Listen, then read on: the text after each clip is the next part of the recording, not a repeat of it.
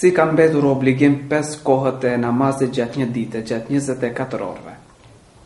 Atëherë i është obliguar Muhamedit sallallahu alaihi wasallam falja e 50 kohëve të namazit.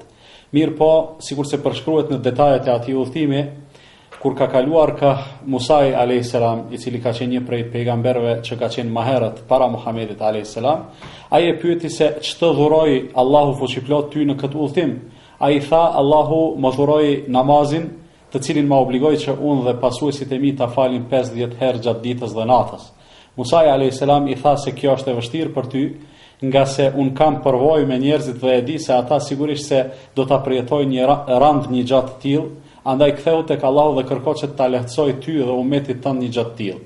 Ai u kthye dhe vazhdimisht duke u lehtësuar nga 5 derisa arriti në gjendjen përfundimtare që është 5 kohët e namazit, dhe Allahu shpalli dhe proklamoi se fjalat tek unë nuk ndëron, ato janë për juve 5, ndërsa për mua janë 50, që do të thotë se nëse i fal 5 kohët e namazit, shpërblimi do të jetë sikur se të falen 50 kohë.